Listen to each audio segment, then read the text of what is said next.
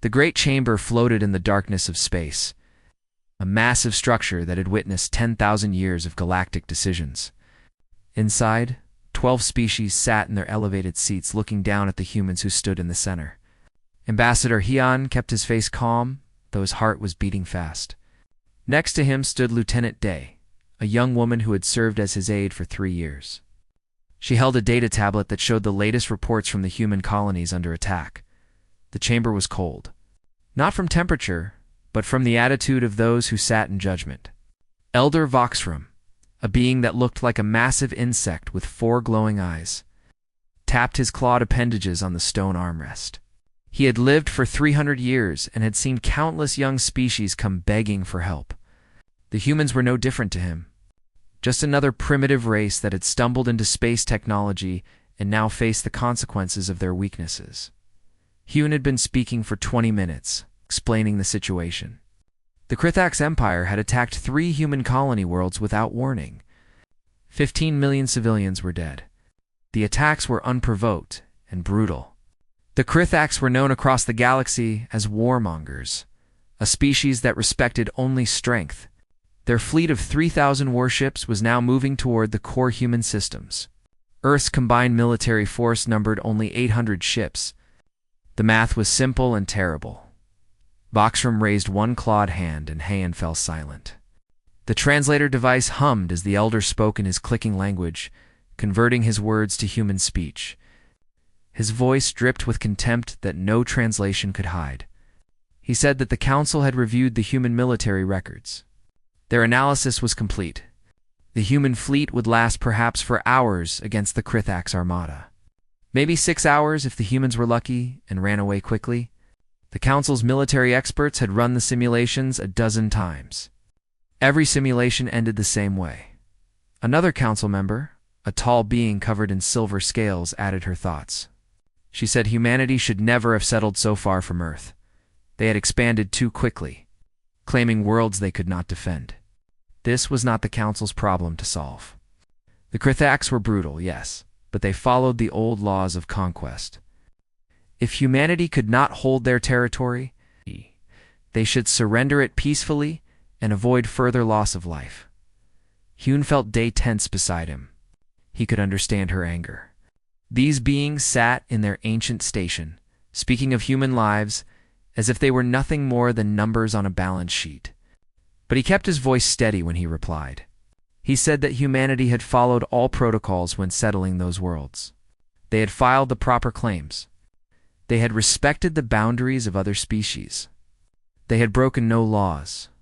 Voxer made a sound that the translator interpreted as laughter. He said that laws meant nothing without the power to enforce them. This was the reality of the galaxy. The strong survived and expanded. The weak either became stronger or ceased to exist. He had seen it happen to dozens of species over his long life. Some learned and adapted. Others were remembered only in historical records. Which would humanity be? The question hung in the air like a threat. Heian looked around the chamber at the 12 council members. Some seemed uncomfortable with Voxrum's harsh words, but none spoke against him. They all knew the truth of what he said. The galaxy ran on power, and humanity was still too new, too weak to demand respect from ancient civilizations. Hyun took a breath and spoke clearly. He said that the council was making a mistake. They were judging human capabilities based on incomplete information. Humanity had learned many things in their short time among the stars. They had studied galactic technology, yes, but they had also brought their own innovations. The council assumed human ships and weapons followed the same patterns as their own. That assumption was wrong. Voxrum leaned forward in his seat. His 4 eyes focused on the human ambassador with sudden interest. He asked if Hyun was threatening the council. The temperature in the chamber seemed to drop even further. Other council members shifted in their seats. Some reached for concealed weapons. They had heard desperate species make threats before. Shortly before those species were erased from history, Hyun shook his head slowly. No threat, he said. Just a warning. The Krithax believed they were attacking weak prey. The council believed humanity would fall in ours. Both were operating under false assumptions. What happened next would not be humanity's fault. They had asked for help through proper channels. They had followed all diplomatic protocols. When that help was denied, they would do what they had always done throughout their history. They would fight with everything they had. Voxrum waved a dismissive claw. He said humanity could fight all they wished. It would not change the mathematics of war. 3,000 ships against 800. Advanced Krithax weapons against primitive human technology. The outcome was certain. Perhaps, he added, if any humans survived the coming weeks, the Council might offer them protectorate status. They would become a client species, protected by Council, might in exchange for their obedience and resources. Hune felt something cold settle in his chest. He had known this meeting might go badly, but he had hoped for better. He had believed that the Council's famous wisdom would see past the simple numbers. He had been wrong. These ancient beings were so certain of their knowledge, they could not imagine anything outside their experience. He thanked the Council for their time, keeping his voice neutral and professional. Dave followed him as he turned and walked toward the exit. Behind them, the Council members were already discussing other matters. The human problem was resolved in their minds. In a few weeks, there would be far fewer humans to worry about. The door sealed behind them with a solid thunk. They walked down the empty corridor toward their docking bay in silence. Only when they were inside their ship, with the doors secured and the engines warming up, did Hyon allow himself to show emotion. He looked at Day and nodded once. She understood immediately. Her fingers flew across the communications console, entering a coded message that would travel faster than light to Earth Command. The message was brief. Just 2 words that would change everything. Protocol Tempest. Far away on Earth, in a bunker deep beneath Sol, Admiral Gitwu read those words on her screen. She closed her eyes for 3 seconds, thinking of what was about to happen. Then she opened them and began giving orders. The galaxy thought it knew what humanity was capable of. In a few days, the galaxy would learn how wrong it had been. Captain Minho stood on the bridge of the Inchin's Hammer and watched the stars through the main viewport. His ship was a battle cruiser, one of the largest vessels in the human fleet. It measured 2 kilometers from bow to stern and carried a crew of 500. For the past 6 months, they had been stationed near Tanis Colony, protecting the mining operations and the 3 million civilians who lived there. It had been quiet duty. Boring, even. That was about to change. The communications officer called out that a priority message was incoming from Earth Command. Minho walked to his command chair and sat down. Around him, his bridge crew worked at their stations. Lieutenant Yuna handled tactical systems. Commander Sora monitored the engineering section. These people had served with him for years. He trusted them with his life. In the next few days, he would have to. The message appeared on his personal screen. Minho read it twice to make sure he understood. Protocol Tempest was active. All human ships were to proceed immediately to Rally Point, Delta 7. That was a dead system near the Kepler 442 star, an area filled with asteroids and debris from a planet that had broken apart millions of years ago. The Krithox fleet would arrive there in 36 hours. The human fleet would be waiting for them. Minho had known this day might come. Every captain in the human fleet had been briefed on Protocol Tempest. They had run drills and simulations. They had practiced the coordination required. But knowing something in theory and facing it in reality were very different things. He looked up at his crew and gave the order. They were leaving Tanis immediately. The colony defense stations would have to protect the civilians now. Yuna turned from her console with a question in her eyes. She asked if this was really happening. Minho nodded.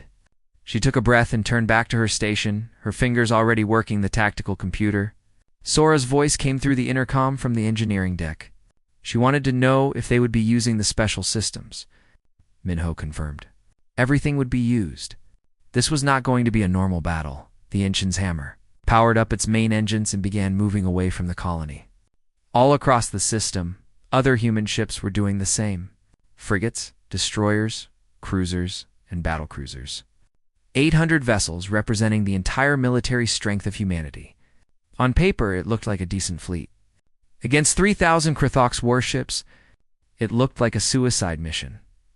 What the Krithax did not know, what the Council had never learned, was that human ships were fundamentally different from every other vessel in the galaxy. The difference was not obvious from the outside. Human ships looked similar to alien designs. They had the same basic hull shape, the same engine configuration, the same weapon ports. But inside, the technology was revolutionary. Minho walked through his ship during the 30-hour journey to the rally point. He wanted to see his crew, to talk with them before what was coming. In the torpedo bay, he found the weapons team preparing the Cascade torpedoes. These weapons looked small and simple.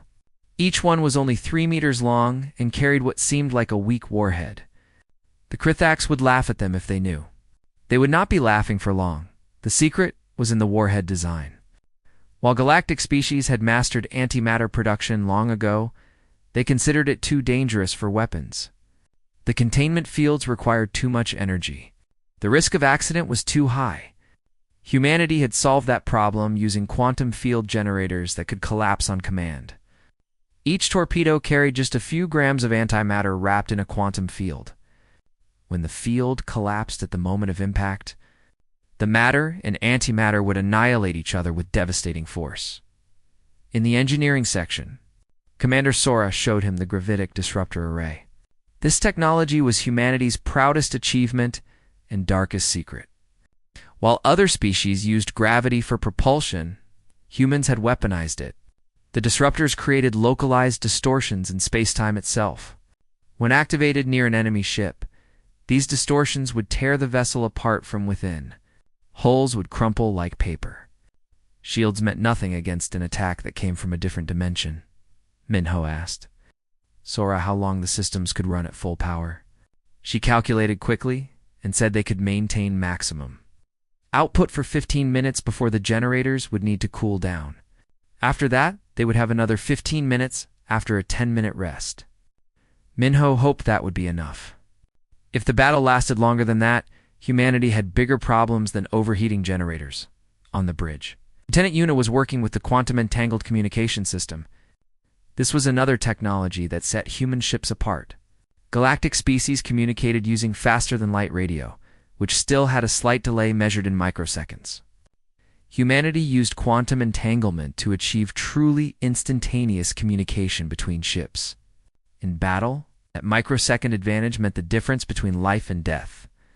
The human fleet assembled at Rally Point.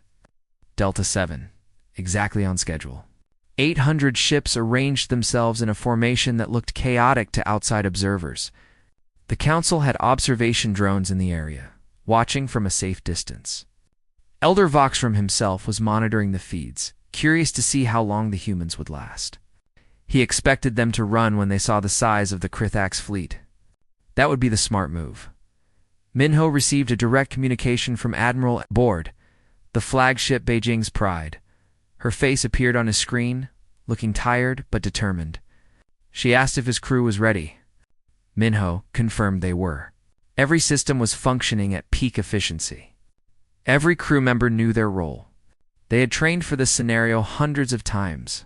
The only difference was that this time, the weapons would be firing live ammunition and people would die. Jiwoo explained the battle plan one final time. The human fleet would not run. They would not attempt to defend. Instead, they would attack with overwhelming force before the Krithax even understood what was happening. Speed and surprise were their advantages. The Krithax expected a conventional battle lasting hours. They would get a massacre lasting minutes. The Krithax fleet arrived at the edge of the system right on schedule.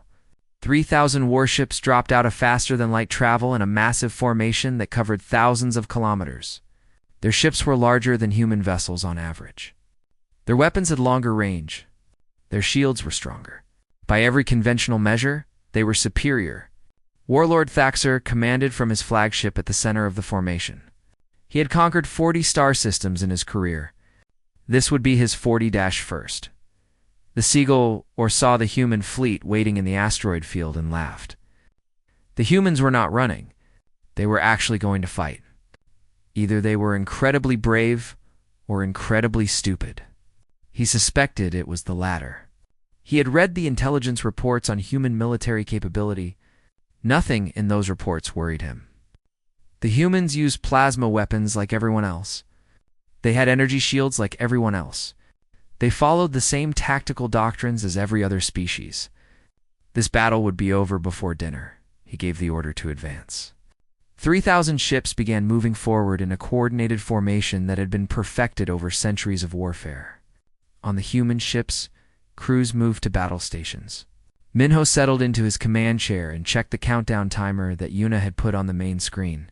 2 minutes until the Kruthax entered optimal firing range. 120 seconds until the galaxy learned what humanity was truly capable of. Minho looked at the faces of his bridge crew. Yuna was focused on her tactical displays. Sora was monitoring the power flow to the weapon systems. The helmsman kept the ship positioned exactly where it needed to be. These were good people. Professional soldiers who had volunteered to defend humanity. Win or lose, they would do their duty. The timer reached 0. Admiral Ji Woo's voice came through on all channels with a single word: fire. The first salvo of Cascade torpedoes left human ships at exactly 14:37 Galactic Standard Time from 800 vessels. Nearly 5,000 torpedoes streaked across the darkness toward the Kruthax fleet. They moved fast, accelerating to a significant fraction of light speed within seconds. To the Kruthax sensors, they looked like standard missiles. Warlord Thaxer watched them coming and ordered his ships to maintain their advance. His shields would stop them easily. The Kruthax fleet returned fire with plasma batteries. Bright green bolts of superheated matter crossed the distance between the fleets. Some hit human ships, testing their shields. The shields held, which surprised some Kruthax commanders. They had not expected human defensive technology to be quite that good. Still, it did not matter. Weight of numbers would tell in the end. The Cascade torpedoes reached the Kruthax formation. They impacted against energy shields that had protected Kruthax ships for 300 years. The shields absorbed the kinetic energy of impact. For a moment, everything seemed normal. Then the quantum fields inside each torpedo collapsed according to their programming. The antimatter containment failed in a precisely controlled manner. Matter and antimatter touched. The universe does not allow that.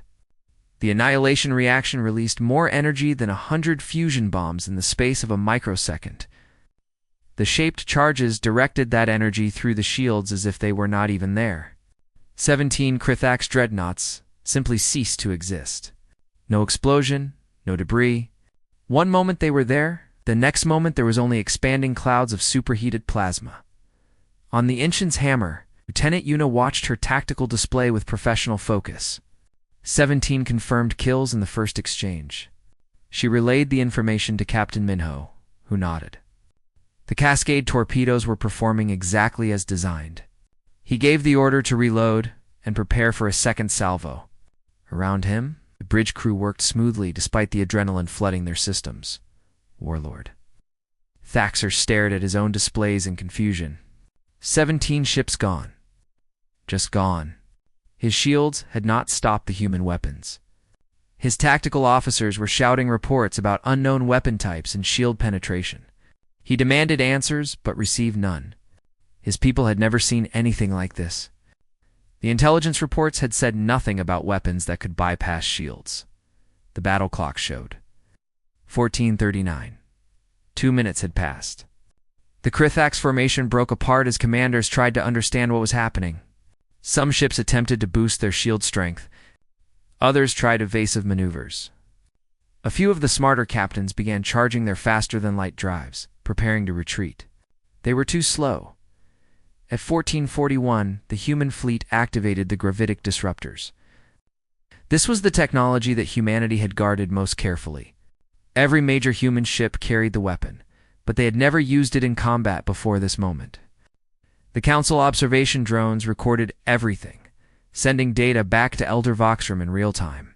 He watched and could not believe what his sensors were telling him. The gravitic disruptors did not fire projectiles or energy beams. Instead, they created invisible distortions in the fabric of space itself. These distortions spread outward at the speed of light, which meant the Kruthax had no warning before they hit. When a distortion field intersected with a Kruthax ship, the effects were catastrophic. The ships began to crumple inward. Hull plating that could withstand direct hits from plasma cannons folded like paper. Internal bulkheads collapsed. Atmosphere vented into space. Crew members died instantly as the pressure changes crushed them. Some ships split in half as stress fractures propagated through their keels. Others imploded completely, becoming dense spheres of compressed metal and organic matter. Minho watched as his ship's gravitic disruptor claimed 3 Krythax cruisers in rapid succession. Commander Sora reported that the weapon systems were running hot, but still within acceptable parameters. They could maintain this rate of fire for another 10 minutes at least. That would be more than enough. The Krythax fleet was in complete chaos now. Captains screamed orders at their crews.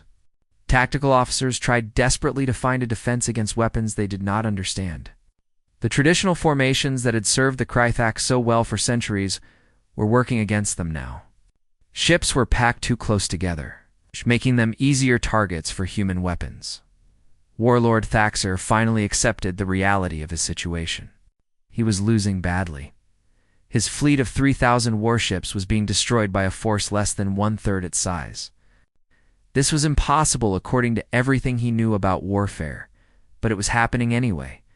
He gave the order he had never given before in his long military career: full retreat. All ships were to withdraw immediately. The Krythax fleet tried to break off and run. Ships turned away from the human formation and accelerated toward the edge of the system, where they could safely engage their faster-than-light drives. But the humans had anticipated this. Smaller human frigates had positioned themselves along every likely escape route. These ships carried electromagnetic pulse weapons specifically designed to disable enemy navigation systems. The EMP weapons fired. Invisible pulses of electromagnetic energy washed over the fleeing Krythax ships. Their computer systems failed. Navigation arrays went dark. Engine controls locked up. The ships continued moving on momentum but could no longer steer or accelerate. They were dead in space, drifting helplessly while human forces closed in around them. The battle clock showed 14:46. 9 minutes since the first shot was fired. The Krythax fleet had effectively ceased to exist as a fighting force. Over 2,000 warships were destroyed or disabled. The survivors were scattered and disorganized. Easy prey for human forces that maintained perfect formation and coordination through their quantum-entangled communication systems. Yuna reported that she had a targeting solution on the Krythax flagship. Minho hesitated for just a moment. Destroying the flagship would kill Warlord Thaxer and his entire command staff. It would also eliminate any chance of negotiating a surrender. He made his decision and ordered Yuna to disable the flagship instead of destroying it. A precisely aimed gravitic pulse destroyed the ship's engines while leaving the main hull intact. Human marine salt ships moved in immediately. Colonel Hejun led the boarding operation personally, taking 200 Marines across on fast shuttles. They breached the Krythax flagship through the disabled engine compartments and fought their way toward the command center. The Krythax crew tried to resist, but they were disorganized and demoralized. Within 20 minutes, Hejun's forces had secured the ship and captured Warlord Thaxer alive. Admiral Juwu watched the tactical displays from her flagship and allowed herself a moment of satisfaction. The plan had worked perfectly. The human fleet had lost only 14 ships, mostly to debris impacts and a few lucky shots from Krythax gunners in the opening seconds of battle. It was a victory beyond anything the Council had thought possible. Now came the harder part. At 14:48, 11 minutes after the battle began, Jiwoo opened a communication channel that broadcast on all frequencies. Her message went to every surviving Krythax ship, every Council observation drone, every monitoring station within 100 light-years. Her voice was calm and professional as she announced that the battle was over. The Krythax fleet was defeated. Warlord Thaxer was captured. She offered terms of surrender. The terms were simple. All Krythax forces would withdraw immediately from human territory. The Krythax Empire would pay reparations for the colony worlds they had attacked. They would return all prisoners and provide a full accounting of civilian casualties. In return, humanity would release the captured crews and allow them to return home. Any ship that refused these terms would be destroyed. On the Inchin's hammer, Minho watched the last Krithox destroyer power down its weapons and surrender. Around him, his bridge crew sat quietly at their stations. There were no cheers or celebrations. They had done something extraordinary, something that would change galactic history. But they had also killed tens of thousands of beings in just 11 minutes. That weight settled on all of them. UNA reported final casualty figures. 2,847 human lives lost across the fleet. Each number represented someone's son or daughter, husband or wife, friend or lover. Minho ordered the crew to observe a moment of silence for the fallen. On every human ship, crews stopped what they were doing and bowed their heads. They had one. The cost was still real and painful. Elder Voxrum sat in his observation station and watched the feeds in stunned silence. His 4 eyes could not make sense of what they had seen. 11 minutes. The battle that should have taken hours had ended in 11 minutes. 3,000 Krithox warships destroyed or captured by 800 human vessels. It was impossible. It broke every rule of warfare he had learned over 3 centuries. His analysts were frantically reviewing the combat data, trying to understand the human weapons. The antimatter torpedoes were shocking but comprehensible. The gravitic disruptors were something else entirely.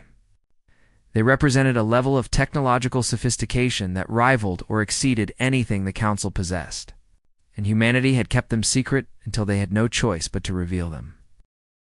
3 days after the battle, the Galactic Council chamber was full again. This time the atmosphere was completely different. The 12 council members sat in their elevated seats. They no longer looked down with contempt. Now they looked at the human delegation with something closer to fear. Ambassador Hoon stood in the center of the chamber with Lieutenant Day beside him. This time he was not asking for anything. This time, he was delivering terms. Elder Voxrum called the session to order with a voice that lacked its previous confidence. The translator converted his clicking speech into human language, but the uncertainty needed no translation. He acknowledged that the Council had witnessed the battle. They had seen the capabilities of human military technology. They understood now that their previous assessment of humanity had been incorrect. The question was, what would happen next? Heen spoke clearly and without anger. He said that humanity had come to the Council seeking help against unprovoked aggression. The Council had refused. They had told humanity to surrender their colonies or face destruction. They had predicted the human fleet would last only hours. They had been wrong about everything. Now the Krithox Empire was defeated and seeking peace terms. The galaxy had seen what happened when humanity was pushed into a corner. A council member from a species that looked like floating. Jellyfish asked the obvious question. Why had humanity hidden such powerful technology? If they had been honest about their capabilities, the Krithox would never have attacked. The whole war could have been avoided. Thousands of lives could have been saved. Hayen's response was measured, but firm. Humanity had not hidden anything. They had simply not volunteered information that was not requested. When humans first made contact with galactic civilization, they were studied and evaluated. The Council's experts had examined human ships and technology. They had made their assessments based on what they saw. But they had only looked at the surface. They had assumed human technology followed the same evolutionary path as their own. They never asked if humanity had developed different solutions to common problems, he continued, explaining that humanity learned early in their galactic journey that showing all your strengths could be as dangerous as showing weakness. The galaxy was full of predators like the Krithox. If humanity had demonstrated their full military capability from the beginning, they might have faced aggression from multiple fronts. Species would have attacked them preemptively to eliminate a potential threat. So humanity had kept their most advanced weapons secret, hoping never to need them. Elder Voxrum shifted in his seat. He asked what humanity wanted now. Clearly, the humans were here for a reason beyond simply explaining themselves. Hugh nodded and began listing humanity's demands. First, Earth wanted full council membership with equal voting rights. No more probationary status. No more being treated as junior members. Humanity had proven they belonged at the table where galactic decisions were made. Second, humanity demanded complete military autonomy. No council oversight of human fleet movements. No restrictions on human weapon development. No requirements to share military technology with other species. Earth would defend its own interests and would not rely on Council protection that clearly could not be trusted. Third, the Council would issue a formal apology for refusing to help humanity against the Krithox. This apology would be broadcast across all Council worlds and entered into the official historical records. Future generations needed to know that the Council had failed in its responsibility and that humanity had been forced to defend itself. The chamber erupted in chaos. Several Council members began shouting at once. The translator struggled to keep up with multiple voices speaking different languages. Some demanded to know if Haiyan was threatening them. Others argued that humanity's demands were excessive. A few questioned whether the Council should even exist if a species as young as humanity could. Dictate terms. Todd Haiyan waited patiently for the noise to die down. When it did, he spoke again in the same calm voice. These were not threats. These were the terms under which humanity would continue to participate in galactic civilization. If the Council rejected them, Earth would withdraw from Council space and establish its own sphere of influence. Human colonies would expand in different directions. Human ships would no longer patrol the trade routes near Council worlds. The protection that humanity now clearly could provide would be available only to Earth's allies. A Council member who resembled a crystalline rock formation asked about the human weapons technology. Would Earth be willing to share the gravitic disruptors and antimatter torpedoes with the Council? Such weapons could benefit all species. They could maintain peace across the galaxy. Surely humanity understood the value of cooperation. Hune smiled slightly. He said that humanity understood cooperation very well. They also understood that their weapons technology was the only thing preventing other species from treating them as primitives again. The answer was no. Human military technology would remain with humanity. If other species wanted similar capabilities, they could develop them on their own. Humanity had done exactly that without help from anyone, far from the Council chamber. Captain Minho stood at attention in a military ceremony aboard the flagship, Beijing's pride. Around him were gathered the captains and senior officers from the entire human fleet. Admiral Giyu stood at the front of the assembly, holding a small case that contained the Star of Terra. This was the highest military honor that humanity could bestow. It was given only to those who had shown extraordinary courage in defense of Earth. Jiwu called forward 12 names. These were the commanders of the ships that had been lost in battle. Their crews had given their lives to protect humanity. They would be remembered forever. She presented the medals to the surviving family members who had been brought to the flagship for the ceremony. One by one, they came forward to accept the recognition their loved ones would never receive. Then Ji Woo called Minho forward. He approached and stood before her at attention. She spoke about the battle, about the perfect execution of a complex plan, about the courage required to face overwhelming odds. She pinned the Star of Terra to his uniform and saluted. Minho returned the salute, feeling the weight of the medal and everything it represented. In his speech, Minho did not talk about the victory. Instead, he spoke about responsibility. He said that humanity now possessed weapons capable of destroying entire fleets in minutes. That power came with a duty to use it wisely. They could not become the monsters they had defeated. They had to remember that every ship they destroyed had carried living beings with families and dreams. War was sometimes necessary, but it should never be celebrated. The assembled officers listened in silence. They understood what he was saying. They had all seen the combat footage. They had all watched Krithak's ships die by the hundreds. It had been necessary to protect human colonies and human lives. But it had also been terrible. That terror needed to be remembered so that it would not be repeated casually. On the Krithak's homeworld, the news of the defeat had caused political chaos. The military leadership that had started the war was being blamed for the disaster. Warlord Thaxer was still imprisoned on Earth, awaiting trial for war crimes. Without his leadership, the Krithak's empire was fragmenting. Various faction leaders were fighting for control while trying to negotiate peace with humanity. The Krithak's people themselves were experiencing something they had never known. Before humiliation, for centuries, They had been the predators of the galaxy. Other species feared them. Now they had been crushed by a species they had dismissed as weak prey. Their military traditions spoke of death before dishonor. But 3,000 ships had surrendered to save their crews. That surrender would stain Krithak's honor for generations. Thaxer sat in his cell on Earth and reflected on his failures. He had been so certain of victory. The intelligence reports had shown him exactly what he expected to see: a young species with limited technology, trying to defend more territory than they could manage. It should have been an easy conquest. Instead, it had been a massacre. He kept replaying the battle in his mind, trying to understand how it had gone so wrong so quickly. A human officer came to his cell.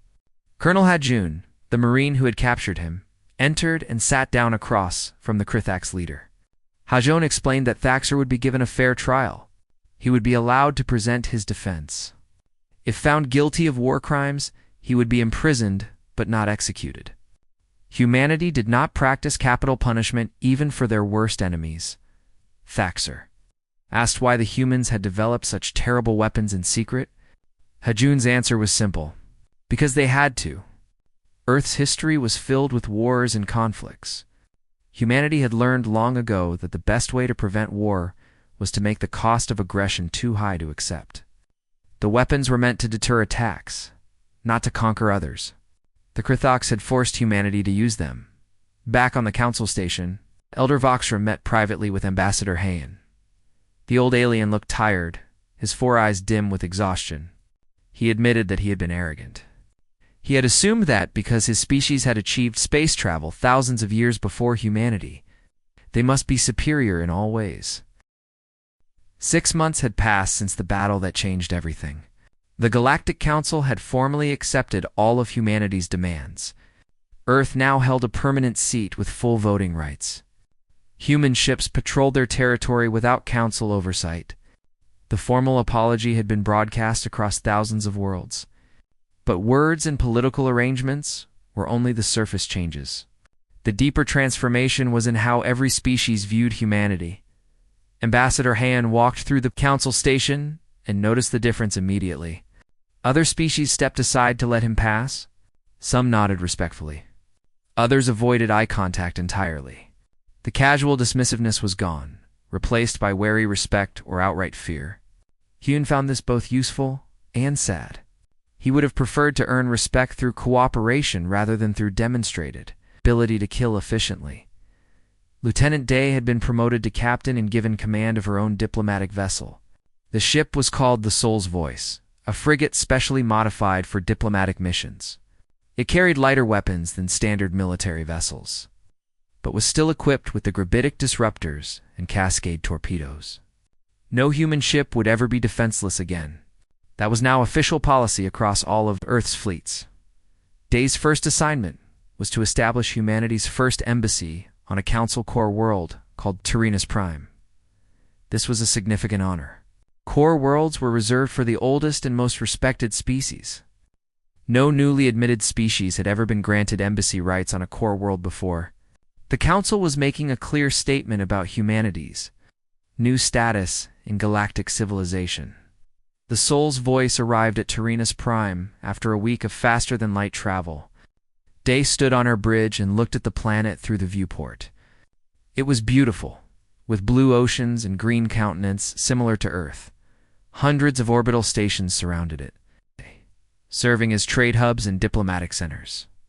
Her ship was guided to a docking station specifically designated for the human embassy. Day had studied the history of Tyrannus Prime during the journey. The planet had been a center of galactic politics for 5,000 years. Treaties had been signed here that shaped the development of hundreds of species. Wars had been prevented through negotiations in its conference halls. Now humans would have a permanent presence in those same halls. She felt the weight of responsibility settling on her shoulders. On Earth, life was also changing. The victory over the Krithaks had unified humanity in ways that decades of peaceful cooperation had not.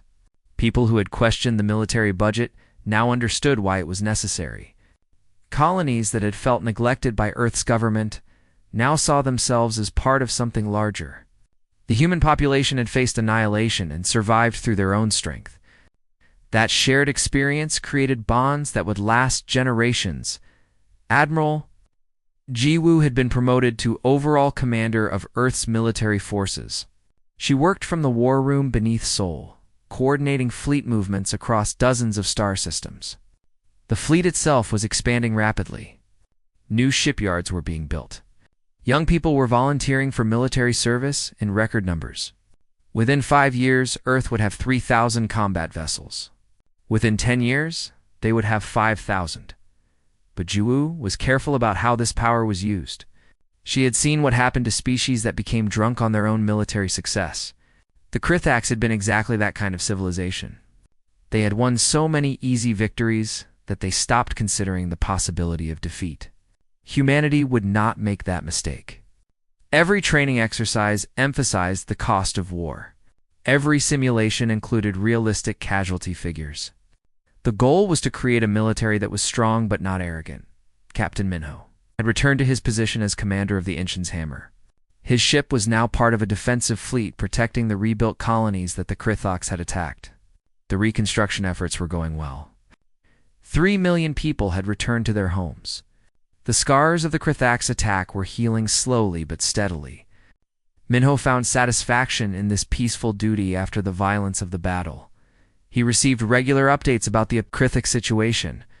The empire had fractured into several smaller states after the defeat. Some of these new governments were seeking diplomatic relations with humanity. They wanted trade agreements and cultural exchanges. They wanted to learn from the species that had defeated them. Other Krithaks factions remained hostile, but they were too weak to threaten anyone. The unified Krithaks military that had terrorized the galaxy for centuries no longer existed. Warlord Thaxer had been tried and convicted of war crimes. His sentence was life imprisonment rather than execution. He was kept in a facility on Earth where scholars and historians could interview him. His perspective on the war was valuable for understanding how such conflicts began. Thaxer himself had become philosophical about his situation. He told his interviewers that he had learned an important lesson. Assumptions were dangerous in warfare. The side that adapted fastest to new realities was the side that survived. The technology that won the battle was no longer secret. But humanity guarded the manufacturing processes carefully. Other species knew that humans used antimatter weapons and gravitic disruptors. They could see the effects in the combat recordings. But knowing something existed and being able to build it were very different things. Several species had asked to purchase human weapons or to license the technology. All requests were politely refused. Elder Voxrum had resigned from the council. He accepted responsibility for the poor judgment that had nearly led to humanity's destruction. His replacement was a younger member of his species, who held more progressive views about cooperation with newer civilizations. Voxrum spent his remaining years writing a historical account of the events. He titled it The Cost of Arrogance, and it became required reading in diplomatic academies. Across the galaxy, the relationship between humanity and the rest of the galaxy was being defined. Through thousands of small interactions, human traders were establishing routes to new worlds. Human scientists were collaborating with alien researchers on projects ranging from medicine to astrophysics. Human artists were sharing their cultural works and learning about alien traditions. These peaceful exchanges were building foundations for long-term stability. But there were also tensions. Some species resented humanity's rapid rise to power. They whispered that Earth had been lucky, that the victory over the Krithaks was a fluke. Others worried that humanity would become the next galactic bully, using their weapons to impose their will on weaker species. These concerns were not entirely unfair.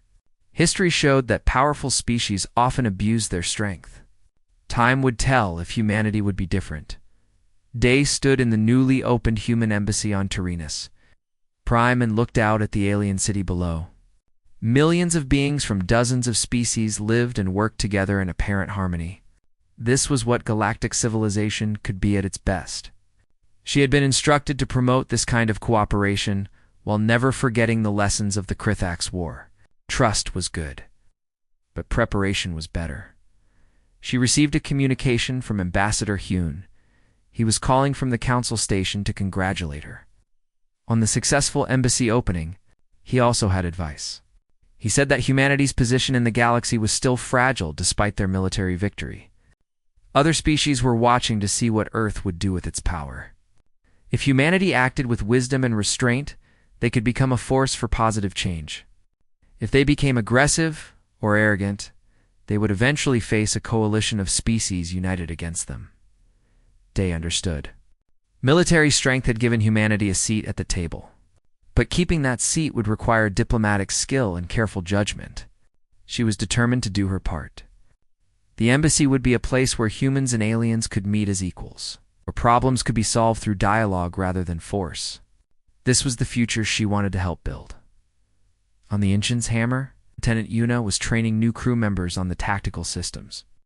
The Navy was expanding so rapidly that experienced personnel were in high demand.